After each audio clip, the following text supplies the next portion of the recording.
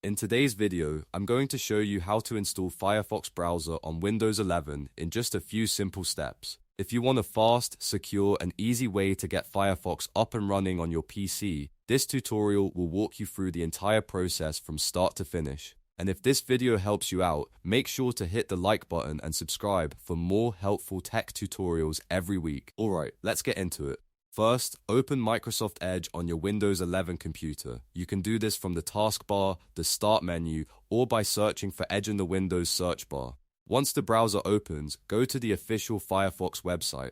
It's always best to download software directly from the official source so you know you're getting the latest and safest version. On the Firefox homepage, look for the Download Now button and click it. Your browser will begin downloading the Firefox installer file. Depending on your internet speed, this should only take a moment. Once the download is complete, open the installer file from your Downloads bar or from the Downloads folder. When Windows asks for administrator permission, click Yes to allow the installation to continue. This is a normal step, and it helps Windows make sure the app is being installed properly. After that, the Firefox setup will start automatically. At this point, just wait about a minute while the installation finishes in the background.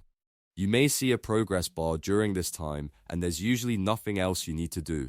Once the installation is complete, Firefox will open automatically, or you can launch it from the Start menu if it doesn't appear right away. And that's it, Firefox is now installed on your Windows 11 computer and ready to use. You can start browsing right away, sign in to sync your bookmarks and settings, or customize Firefox the way you like it. If this tutorial helped you, please give it a thumbs up, subscribe to the channel, and turn on notifications so you don't miss the next easy how-to video. Thanks for watching, and I'll see you in the next one.